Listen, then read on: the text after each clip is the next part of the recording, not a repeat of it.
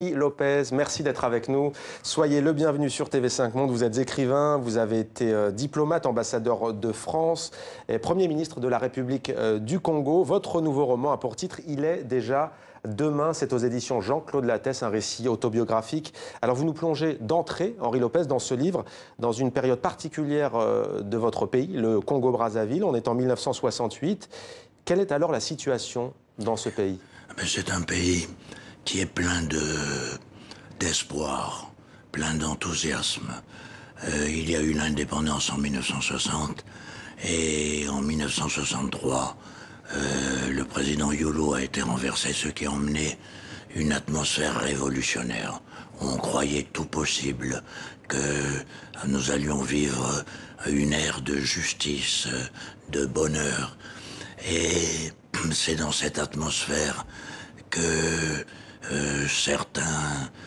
certaines idées malsaines aussi apparaissent.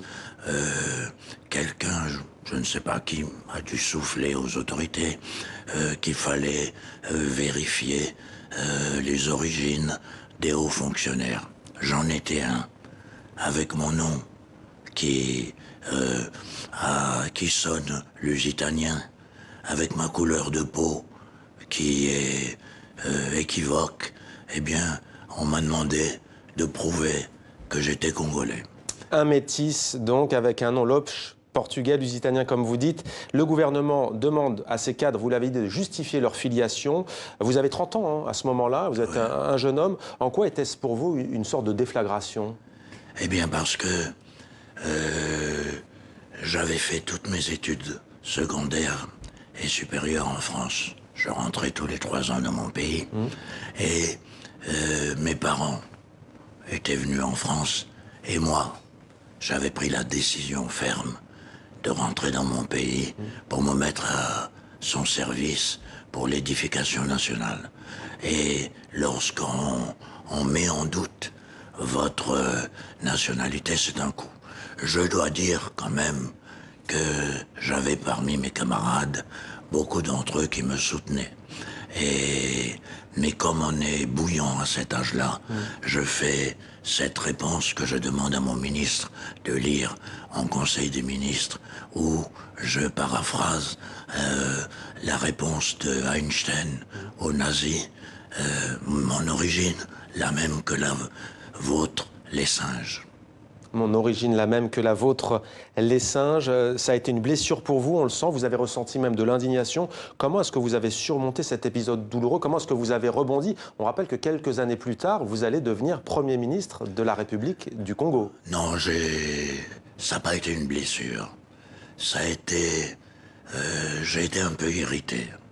Et parce que j'étais pas assez naïf pour ne pas voir qu'il s'agissait de manipulation politique.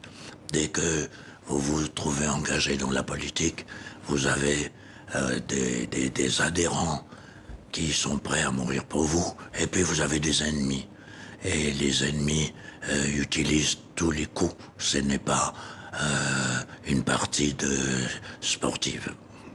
Il est question d'identité dans ce récit autobiographique. Tout à l'heure, Jean-Marie Leclésio, écrivain tout comme vous, disait l'identité est en soi, je n'aime pas ce mot, il disait c'est en soi un repli. Quelle est pour vous la signification de ce mot, identité? Écoutez, moi je suis pas... Ce mot ne me gêne pas tellement. Mais j'ai l'habitude de dire que j'ai plusieurs identités. J'ai une identité originelle que je n'ai pas choisie. Et si je reste enfermé dans mon identité ou replié dans mon identité originelle, cela peut m'emmener, dans le cas de l'Afrique par exemple, au tribalisme. Et c'est ce qu'on a connu par exemple au Rwanda. Et je dis, il faut donc dépasser cette identité originelle qui nous a été léguée, mais qui était importante au mouvement des luttes de libération pour affirmer comment dirais-je, son aspiration à disposer de soi-même. Voilà, de notre pays. Alors je dis, il faut passer à une seconde identité que j'appelle l'identité internationale. et qui fait que, comme je le dis plusieurs fois dans le livre, j'ai plusieurs patries. J'ai plusieurs secondes patries.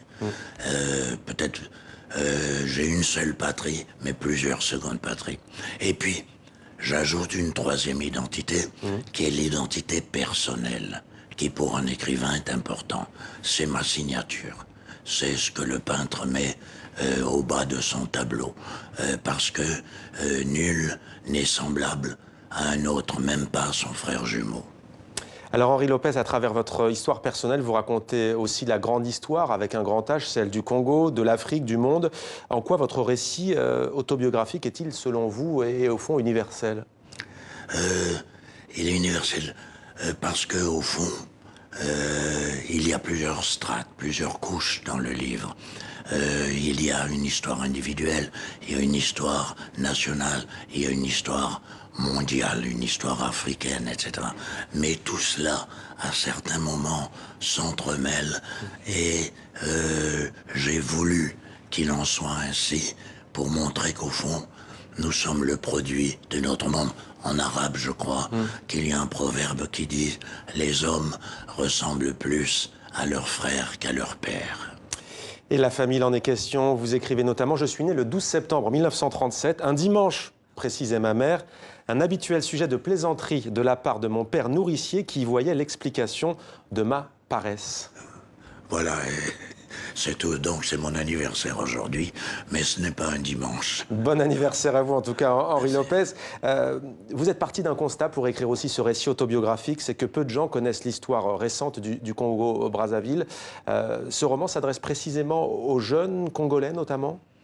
Il s'adresse aux jeunes Congolais, il s'adresse aux jeunes Français, il s'adresse aux jeunes Africains. Mais effectivement, mon premier objectif, c'était les Congolais. Je dirais même il y a deux objectifs, parce que dans ma propre famille, mon fils, mes enfants m'ont souvent demandé d'où nous venions. Et il fallait leur expliquer. Et le livre m'a donné l'occasion de le faire. Mais aussi pour les Congolais, parce que lorsque j'étais aux affaires moi-même, très jeune, et je ne savais rien, je me suis trouvé emporté dans la politique. Oui. Et j'avais un oncle par alliance qui avait été vice-président du Congo, Jacques Opango.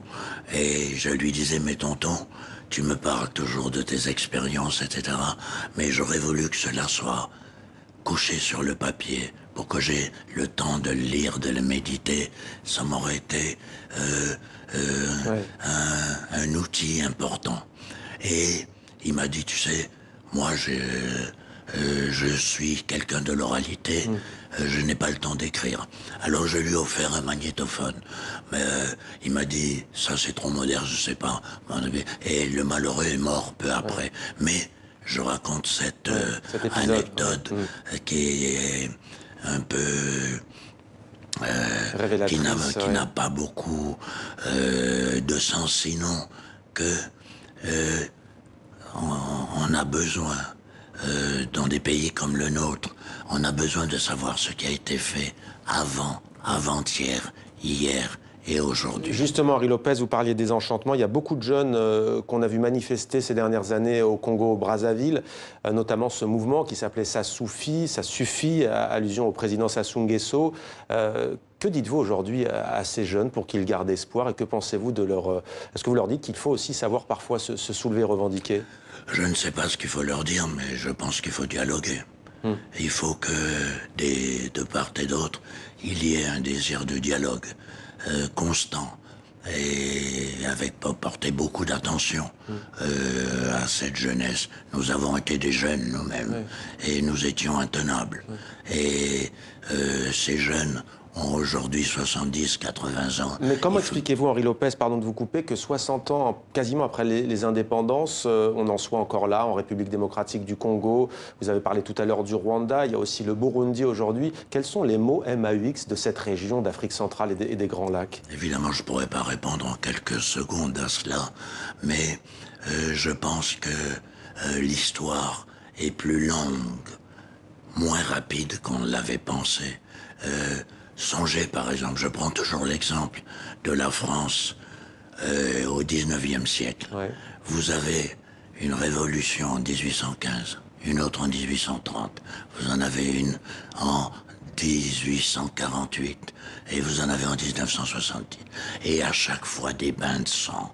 Et à chaque fois, on a l'impression de repartir. On balbutie au début pour la République. Et puis parce que le politique est culturel. Et cette culture, je crois qu'il faut cultiver le politique et politiser le culturel, de façon à ce qui se rencontrent. Et lorsque nos politiques, à commencer par nous-mêmes, ceux qui en avons fait, seront plus cultivés, par culture j'entends connaître l'histoire, la nôtre, celle des autres pays du monde, et on sera en mesure de mieux gérer les choses. Mais je suis responsable moi-même de ces maux qui existent en Afrique. Oui. Est-ce que vous êtes candidat pour devenir secrétaire général de la francophonie? Vous l'avez déjà été dans le passé. On connaîtra le nom du nouveau ou de la nouvelle, soit Michael Jean, qui est l'actuel, soit on parle aussi de Louise Mushikiwabo, la chef de la diplomatie rwandaise. Vous allez être candidat? Je ne serai pas candidat. Vu mon âge, je crois que c'est passé. Et vous soutenez laquelle des deux femmes que l'on voit à l'image? Oui, je connais la ministre des Affaires étrangères du Rwanda et je connais Madame Michael Jean aussi, qui se trouve être la nièce d'un de mes grands amis et confrère en écriture, René Depestre. Donc votre cœur balance? Une africaine, ce serait bien, non? Pour moi, l'important n'est pas qui dirigera la francophonie, c'est l'orientation de la francophonie qui a changé complètement. Je n'ai pas eu le temps de le dire dans ce livre, parce qu'il a déjà 500 pages. Mais vous l'avez dit sur ce plateau. Merci beaucoup Henri Lopez, il est déjà demain, édition Jean-Claude Lattès. Merci beaucoup d'être venu sur notre plateau. C'est moi qui vous remercie. L'actualité culturelle.